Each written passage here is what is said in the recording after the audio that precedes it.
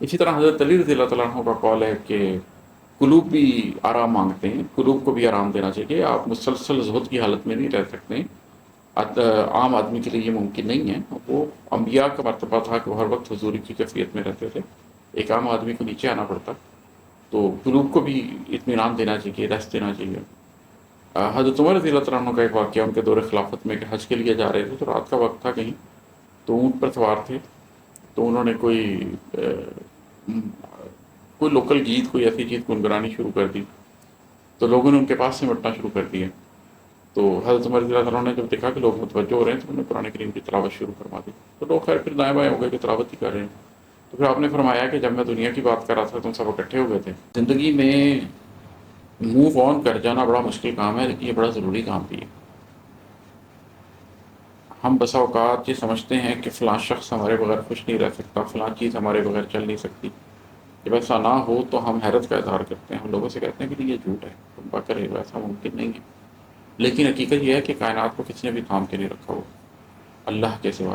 ہم سب لوگ آتے ہیں چلے جاتے ہیں، دنیا چل رہی تھی، دنیا چلتی رہتی ہے۔ اعوذ باللہ من الشیطان الرجیم، بسم اللہ الرحمن الرحیم۔ کیمیا گر سے ایک اور غزل آپ کے لیے لے کر آیا ہوں جو آپ کو سناتا ہوں۔ اس غزل میں جو خاص بات ہے وہ اس کے اشعار شروع ہونے سے پہلے ہی ہے ایکچولی۔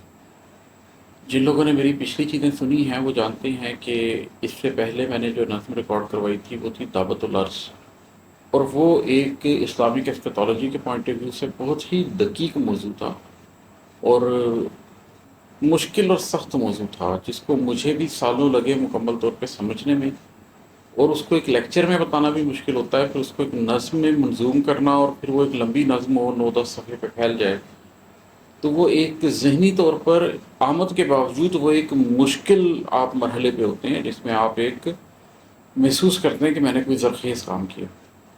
اس سے پچھلی جو غزل تھی وہ اگرچہ غزل تھی لیکن اس میں بھی اسلامک ایسکیٹالوجی کے حوالے سے تمام اشعار تھے۔ تو یہ دو چیزیں تھیں جو میں نے بڑی مشکل تحریر کی تھی اوپر نیچے۔ یہ جو بھی میں آپ کو غزل سنانے لگا ہوں یہ دعوت الارض نظم لکھنے کے تقریباً آدھے گھنٹے بعد ہوئی ہے۔ آپ کو پتہ ہے کہ اب اردو پہ میں یقین ہی نہیں رکھتا، اگر شعر کی آمد ہوگی تو لکھوں گا ورنہ نہیں لکھوں گا۔ تو وہ ایک مشکل چیز لکھنے کے بعد میں اپنی طرف سے تسلی ہو چکی ہے، اور اب میں نے ایک چیز کو بند کر دیا، اور اب غالباً میرا ارادہ نہیں ہے کہ 2-4 دن تک کچھ مزید میں لکھوں گا۔ لیکن ہم انسانوں کے نظریاتی رخوں کے علاوہ ہمارے اندر ایک ہمارا ذاتی رخ بھی تو ہوتا ہے۔ تو یہ غزل ایک طرح سے اینٹی تھیسس میں ہوئی ہے کہ وہ مشکل چیز لکھنے کے بعد طبیعت ایک دم آمادہ ہوئی کہ کوئی سادہ چیز لکھی جائے، کوئی آسان چیز لکھی جائے۔ تو وہ جو ایک طبیعت میں آمادگی آئی سادگی کی طرف، اس میں یہ غزل ہوئی ہے، تو وہ میں آپ کو سناتا ہوں۔ اور یہ پہلا شعر ہی اس کا بڑا واضح ہے اس حوالے سے کہ کاہے اتنی مشکل چیزیں لکھتے ہو، کاہے اتنی مشکل چیزیں لکھتے ہو، تم کیا سادہ بات نہیں کر سکتے ہو۔ اب یہ میں جو پیچھے لکھا اس کے بارے میں اپنے آپ سے ہی کہہ رہا ہوں کہ یہ جو اتنی مشکل باتیں لکھتے ہو سادہ بات نہیں کر سکتے، دنیا بڑی سادگی سے زندگی گزارتی ہے، تم کہاں اتنے مشکل فلسافیکل ٹاپکس کے پیچھے پڑے ہوئے، اور وہ بھی ایسٹیپالوجی جیسے مضمون کے اوپر جس کا لوگوں کو اسپیلنگ بھی نہیں پتا ہوتے، تو کاہے اتنی مشکل چیزیں لکھتے ہو، تم کیا سادہ بات نہیں کر سکتے ہو۔ پھر ساتھ ہی اس کا اگلا ریئیکشن آتا ہے، قلب کی خاطر کتنا اوپر اٹھتے ہو، قلب کی خاطر کتنا اوپر اٹھتے ہو، نفس کی خاطر کتنا نیچے گرتے ہو۔ جب روحانیت کی تلاش ہوتی ہے، جب اپنی زندگی کا مقصد ڈھونڈ رہے ہوتے ہیں، جب اپنے قلب پر دھیان ہوتا ہے، تو کیسی اونچی بات کرتے ہو، کیسا اٹھتے ہو۔ اور پھر جب اپنی ذات پر آ جاتے ہو تو نفس ہے تمہارے اندر بھی، انسان ہو تم، پھر ایک دم نیچے گرتے ہو۔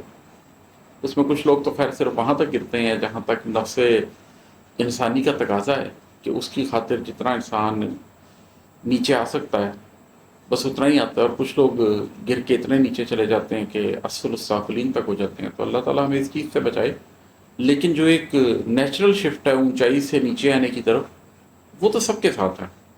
مثال کے طور پر حضرت ابوبکر صدیق رضی اللہ تعالیٰ عنہ اور حضرت عثمان حضرت عمر فاروق رضی اللہ تعالیٰ عنہ کا واقعہ ہے کہ نبی کریم صلی اللہ علیہ وسلم کے پاس حاضر ہوئے کہ جب آپ کی محفل میں ہوتے ہیں تو روحانی طور پہ بڑا اونچا محسوس کر رہے ہوتے ہیں، اللہ کی طرف بڑا دھیان ہوتا ہے، پھر اپنے گھر اپنے بیوی بچوں کے ساتھ جاتے ہیں تو کیفیت بدل جاتی ہے۔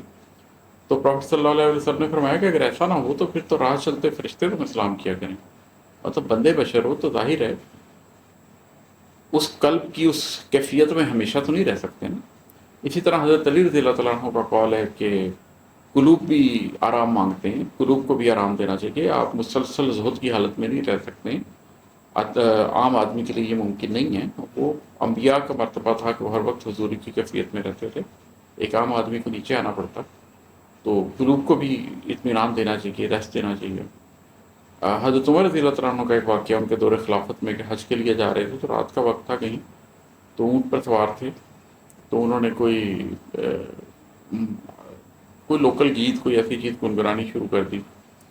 تو لوگوں نے ان کے پاس سے مٹنا شروع کر دیا. تو حضرت عمر رضی اللہ عنہ نے جب دیکھا کہ لوگ متوجہ ہو رہے ہیں تو انہوں نے قرآن کریم کی تلاوت شروع فرما دی. تو لوگ خیر پھر دائیں بائیں ہو گئے کہ تلاوت ہی کر رہے ہیں. تو پھر آپ نے فرمایا کہ جب میں دنیا کی بات کر رہا تھا تم سب اکٹھے ہو گئے تھے کھیل تماشے کے لیے، اور اب میں قرآن پڑھ رہا ہوں تو دور ہو رہے. تو بہرحال یہ کہ انسانوں کے اندر ایک کیفیت ہوتی ہے کہ وہ قلب کی حضوری کی حالت میں اور قلب کی خاطر ہر وقت اتنا اوپر نہیں رہ سکتے ہیں.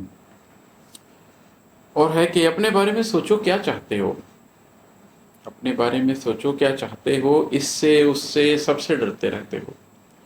یہ ایکچولی میں ہم کلامی کر رہا ہوں کہ جب میں نے میکرو پکچر میں کچھ مشکل باتیں کی ہیں تو اکثر مجھے یہ خیال آتا ہے کہ ہاں وہ مشکل باتیں اپنی جگہ ہیں، ورلڈ کی میکرو ریئلٹی اپنی جگہ ہے، لیکن ایک مائکرو ریئلٹی میری ذات کی بھی تو ہے نا. جس وقت میں مر جاؤں گا میری قیامت آ جائے گی. تو اس سے اس سے ڈرتے رہنا، ان بڑے بڑے موضوعات کی فکر کرتے رہنا، اس سے ہٹ کے اپنے بارے میں بھی سوچو، اپنی قبر کے بارے میں بھی سوچو. تو میں جب بھی میکرو کے بارے میں سوچتا ہوں تو ایک ریئیکشن آتا ہے کہ مائکرو کے بارے میں بھی سوچو، اپنی ذات کے بارے میں بھی سوچو. اور ہے کہ جاؤ اپنی آگ میں خود ہی جل جاؤ، جاؤ اپنی آگ میں خود ہی جل جاؤ. مجھ کو کیا ہے، تم میرے کیا لگتے ہو. یہ زندگی میں جب کبھی آپ کو کسی محبت کرنے والے کو آگ میں ہاتھ ڈالنے سے روکنا ہو تو آپ کو اس کیفیت کا بڑا احساس ہوتا ہے کہ جب لوگ اپنی آگ میں جل رہے ہوں تو آپ ایک حد تک ہی کوشش کر سکتے ہیں، ایک حد تک ہی بچانے کی کوشش کر سکتے ہیں. پھر ایک وقت آتا ہے کہ آپ کو یہ کہنا پڑتا ہے کہ اچھا ٹھیک ہے تمہاری اپنی زندگی ہے، میرے کیا لگتے ہو تم پھر. اگر تم اپنے آپ کو جلانا ہی چاہتے ہو، نفس کی آگ میں جلانا ہی چاہتے ہو، اپنے ہاتھوں جلنا ہی چاہتے ہو تو ٹھیک ہے جل لو. کوتوال بنا کے تو اللہ نے کسی کو بھی نہیں بھیجا. تو کچھ لمیٹیشنز ہیں ہماری جس حد تک ہم لوگوں کو بچا سکتے ہیں.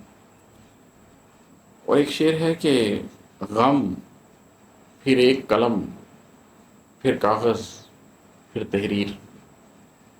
غم پھر ایک قلم پھر کاغذ پھر تحریر. اچھا تو تم ایسے نظمیں کہتے ہو.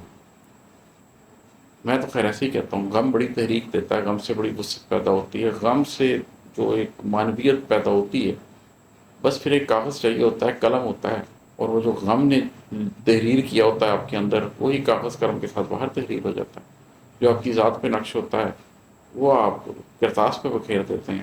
اور نظمیں ایسی کہی جاتی ہیں، اس لیے ان کو آمد کہا جاتا ہے کہ وہ بس آپ کے اندر جو تحریر ہوتا ہے اس کو باہر لانے کا ایک بہانہ ہوتا ہے. اور ہے کہ لوگوں نے بتلایا کتنے خوش ہو تم، لوگوں نے بتلایا کتنے خوش ہو تم، پر سچ یہ ہے تم بس ایسے دکھتے ہو.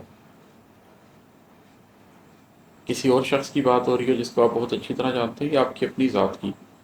کبھی ایسا ہوتا ہے کہ لوگ کہتے ہیں کہ فلاں شخص یا تم بہت خوش نظر آ رہے ہو، لیکن آپ کو ادراک ہوتا ہے کہ نہیں، میں اس شخص کو جانتا ہوں یا میں اپنی ذات کو جانتا ہوں، اور میں جانتا ہوں میں کس کڑے امتحان سے گزر رہا ہوں، میں کس کرب سے گزر رہا ہوں. یہ مسکراہٹ تو صرف دکھانے کے لیے ہوتی ہے، یہ خوش نظری خوش نظر آنے کے لیے ہے، اندر کی اداسی کو چھپانے کے لیے ہے. تو بس پر سچ یہ ہے تم بس ایسے دکھتے ہو. اور ہے کہ چارہ گر سے پوچھ رہے ہو اپنا پتہ، چارہ گر سے پوچھ رہے ہو اپنا پتہ، اپنا گھر بھی یاد نہیں رکھ سکتے. اب ایک تو اس کا سادہ سا معنی ہے کہ وہ کیا شخص ہوگا جس کو اپنے گھر کا پتہ بھی نہ یاد ہو اور کسی چارہ گر سے پوچھ رہا ہو. لیکن اس کا ایک روحانی معنی بھی ہے. ہم لوگ ایک اسپرچل جرنی پہ بھی تو ہے نا سارے انسان. ہمیں اللہ نے اپنے گھر کا رستہ سکھا کے بتا کے بھیجا ہے. ہم سے جب یہ عہد لیا گیا تھا کہ کیا میں تمہارا رب نہیں، اور ہم نے بالکل کہا تھا کہ یقیناً آپ ہمارے رب ہیں. ہمیں اس وقت شناخت کروا دی گئی تھی کہ ہماری اصل منزل کیا ہے، ہمارا اصل گھر کیا ہے. اس دنیا میں ہر شخص نیکی اور بدی کا مکمل تصور لے کر آتا ہے، عبادت کا ایک مکمل تصور لے کے آتا ہے، خدا کا ایک مکمل تصور لے کے آتا ہے. اس کے بعد ہمیں کسی چارہ گھر کی، کسی ناخدا کی، کسی پیر کی، کسی بزرگ کی ضرورت رہ نہیں جاتی کہ ہم ان سے پوچھتے پھریں کہ ہمیں راستہ بتا دو۔ اپنے قلب میں جھانک کر دیکھیں، راستہ ہر شخص کو پتہ ہوتا ہے۔ تو چارہ گھر سے پوچھ رہے ہو اپنا پتہ، اپنا گھر بھی یاد نہیں رکھ سکتے ہو، اور ہے کہ وہ کیسے خوش رہ سکتا ہے میرے بن، وہ کیسے خوش رہ سکتا ہے میرے بن، جھوٹ ہے یہ تم لوگ سراسر بکتے ہو۔ زندگی میں موو آن کر جانا بڑا مشکل کام ہے، لیکن یہ بڑا ضروری کام بھی ہے۔ ہم بسا اوقات یہ سمجھتے ہیں کہ فلاں شخص ہمارے بغیر خوش نہیں رہ سکتا، فلاں چیز ہمارے بغیر چل نہیں سکتی۔ جب ایسا نہ ہو تو ہم حیرت کا اظہار کرتے ہیں، ہم لوگوں سے کہتے ہیں کہ یہ جھوٹ ہے، تم بک رہے ہو، ایسا ممکن نہیں ہے۔ لیکن حقیقت یہ ہے کہ کائنات کو کسی نے بھی تھام کے نہیں رکھا ہوا اللہ کے سوا۔ ہم سب لوگ آتے ہیں چلے جاتے ہیں، دنیا چل رہی تھی، دنیا چلتی رہتی ہے، اور لوگ خوش رہ لیتے ہیں، لوگ دوبارہ خوش ہونا سیکھ لیتے ہیں کسی کے بغیر بھی۔ تو یہ ضروری ہے کہ آپ بھی اپنی زندگی گزارنا سیکھ لیں کسی کے بغیر بھی۔ اور ہے کہ پھر خوشیاں دھوکہ دے دیتی ہیں تم کو، پھر خوشیاں دھوکہ دے دیتی ہیں تم کو، پھر تم غم کے قدموں میں آ ٹکتے ہو۔ یہ تو میرا ایک بڑا پرانا موضوع ہے کہ خوشی بڑی سچی چیز ہے، آتی ہے چلی جاتی ہے۔ خوشی آپ میں گہرائی نہیں پیدا کرتی، خوشی آپ کو معنویت نہیں دیتی، خوشی آپ کو مقصدیت نہیں دیتی۔ خوشی تو ایک انجام ہے جو آخری سانس کے بعد نصیب ہو گئی تو پھر انجوائے کریں گے۔ اس دنیا میں تو خوشی ایک بڑی سطحی، بڑی عارضی چیز ہے۔ تو پھر خوشیاں دھوکہ دے دیتی ہیں تم کو، پھر تم غم کے قدموں میں آ ٹکتے ہو۔ انسان کو جب خوشی دھوکہ دے دیتی ہے، جب اس کو لگتا ہے کہ یہ خوشی ہمیشہ میرے ساتھ رہے گی، لیکن وہ بے وفائی کر کے چلی جاتی ہے، پھر وہ دوبارہ آ کے غم کے قدموں میں آ کے بیٹھتا ہے، پھر وہ غم کے پاؤں دھو کے پیتا ہے، پھر اس کو زندگی میں کوئی مقصد حیات حاصل ہوتا ہے، پھر اس کی زندگی میں کوئی گہرائی آتی ہے۔ تو غم کے قدموں میں زندگی بسر کرنی چاہیے۔ یہ غم کی نگیٹو چیز نہیں ہے، بڑی پازیٹیو چیز ہے۔ جو لوگ غم کے قدموں میں زندگی بسر کرتے ہیں ان کو قلب میں بڑی حدت پیدا ہو جاتی ہے، بڑی تحریک حاصل ہوتی ہے۔ اور ہے کہ غم کے پہلو میں جو رات بسر کی تھی، غم کے پہلو میں جو رات بسر کی تھی، اس کا رتبہ ہر شب کو کیوں دیتے ہو؟ راتیں تو بہت آتی ہیں، کوئی رات سونے میں گزر جاتی ہے، کوئی کسی محبت کرنے والے سے گفتگو میں گزر جاتی ہے، کوئی انٹرٹینمنٹ میں گزر جاتی ہے، کوئی سفر میں گزر جاتی ہے، کوئی کتاب پڑھتے ہوئے گزر جاتی ہے، گزر ہی جاتی ہیں راتیں۔ لیکن کوئی رات آتی ہے جس کے پہلو میں آپ پوری رات بسر کرتے ہیں، جاگتے ہیں، اور اس غم کے پہلو میں جاگتے ہیں، اس غم کو سینچتے ہیں۔ اس رات میں بڑی گہرائی ہوتی ہے، وہ آپ کی ذات کے اندر بڑی گہرائی پیدا کر دیتی ہے۔ بڑے بڑے سطحی لوگ جب ایسی راتوں سے گزرتے ہیں تو بدل جاتے ہیں، آپ کو محسوس ہوتا ہے کہ ان کی ذات کے اندر ایک گہرائی پیدا ہو گئی ہے، ان کی ذات کے اندر ایک ٹھہراؤ آ گیا۔ تو یہ ایسی کوئی رات اگر آپ کو نصیب ہو جائے، ایسی کوئی رات اگر آپ گزار لیں، تو اس کا رتبہ ہر شب کو تو نہیں دیا جا سکتا، وہ تو پھر خاص رات ہوتی ہے، اس کا رتبہ تو پھر بالکل خاص ہی ہوتا ہے۔ یہ صرف غم کے لیے نہیں ہے، عبادت کے لیے بھی ایسے ہی ہے۔ شب قدر کو جو اللہ نے رتبہ دیا ہے کہ وہ 1000 مہینوں سے بہتر ہے، وہ شب قدر ہی ہے۔ 1000 مہینوں میں بھی راتیں ہیں، لیکن اس رات کی کیا بات ہے۔ تو جس طرح عبادت میں کوئی رات ہوتی ہے، اسی طریقے سے اگر آپ اپنی ذاتی زندگی میں بھی کوئی رات ایسی گزار لیں، وہ شب قدر نہ بھی ہو، لیکن آپ نے اپنی ذات کے لیے ایک رات ایسی گزاری ہو جس میں آپ نے اپنے قلب کو کھول کے رب کے آگے رکھ دی ہو، وہ رات آپ کی زندگی میں بھاری ہو جاتی ہے۔ اور ہے کہ اب بھی گویا کرتے ہو اس کی تعظیم، اب بھی گویا کرتے ہو اس کی تعظیم، اب بھی گویا اپنے آپ میں ہنستے ہو۔ چلیں، زندگی میں ایک زمانہ جاہلیت ہوتا ہے، ایک امیچیورٹی کا ٹائم ہوتا ہے، اس میں آپ اس وجہ سے باس کی عزت کر لیتے ہیں کہ اس نے آپ کی ACR لکھنی ہے، اس وجہ سے سیٹ کی عزت کر لیتے ہیں کہ اس نے آپ کی نوکری دینی ہے، اس وجہ سے استاد کی عزت کر لیتے ہیں کہ اس نے آپ کو نمبر دینے ہیں، کسی کی طاقت، کسی کے عہدے کی وجہ سے اس کی عزت کر لیتے ہیں۔ لیکن پھر زندگی میں ایک وقت آنا چاہیے نا جس میں آپ کے اندر اپنی ذات کی عزت پیدا ہو، جس میں آپ کی عزت نفس آپ کے اندر بیدار ہو جائے، اور اس کے بعد آپ کہیں کہ اب میں اگر کسی کی تعظیم کروں گا تو میں اس کی انٹیگریٹی کی وجہ سے، اس کے کریکٹر کی وجہ سے، اس کی ویلیوز کی وجہ سے، اس کی ٹروتھفلنس کی وجہ سے، اس کی یونیورسل ویلیوز کی وجہ سے کروں گا۔ اور پھر آپ یہ سوال کرتے ہیں، حق بجانے میں آپ یہ سوال کرنے میں، کہ اب بھی گویا کرتے ہو اس کی تعظیم، اب بھی گویا اپنے آپ پہ ہنستے ہو، تم ابھی بھی ایسے لوگوں کی تعظیم کرتے ہو جن کی تعظیم دل سے کی نہیں جا سکتی، تم ابھی بھی ایسے لوگوں کے آگے جھکتے ہو جن کے آگے جھکنے کی وجہ کوئی نہ کوئی مادی ضرورت ہے، اخلاقی اقدار نہیں ہے۔ اگر ایسا کرتے ہو تو اس کا مطلب تم اب بھی اپنے اوپر ہنستے ہو، تم اب بھی اپنی عزت نفس کا سودا کرتے ہو، تم اب بھی جھکتے ہو، تم نے ابھی بھی ناخداؤں کو سجدہ کرنا نہیں چھوڑا، تم نے ابھی بھی خدا کو نہیں پایا۔ اور ہے کہ لگتا ہے کہ دن میں پتھر لگتے ہو لوگوں کو عماد، دن میں پتھر لگتے ہو لوگوں کو عماد، رات میں لیکن پانی بن کر بہتے ہو۔ دن کو آپ کو بڑا مضبوط ہو کر گزارنا پڑتا ہے، یہ دنیا بڑی ظالم ہے، اور اس دنیا کے سامنے جب آپ نکلتے ہیں معاش کے لیے تو بڑے مضبوط ہو کر نکلتے ہیں، اس دنیا کو فیس کرنے کے لیے بڑے مضبوط ہو کر نکلتے ہیں۔ لیکن آپ نے چاہے پیسہ کمانا ہو، آپ نے چاہے سچ بتانا ہو، چاہے آپ نے اپنی بہادری دکھانی ہو، وہ ایک خول ہوتا ہے جو آپ نے دنیا کے لیے قائم کیا ہوتا ہے۔ پھر آپ رات کو جب رب کے سامنے جاتے ہیں نا تو آپ کی حقیقت کھلتی ہے، پھر آپ کی آنکھوں سے آنسو بہتے ہیں، پھر آپ موم بن کر پگھلتے ہیں۔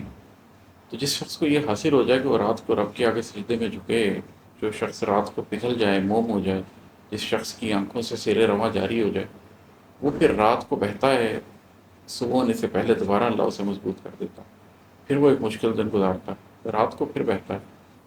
تو راتوں کو پگھلنا سیکھیے، راتوں کو بہنا سیکھیے۔ آج کے لیے اتنا ہی، بہت شکریہ، السلام علیکم۔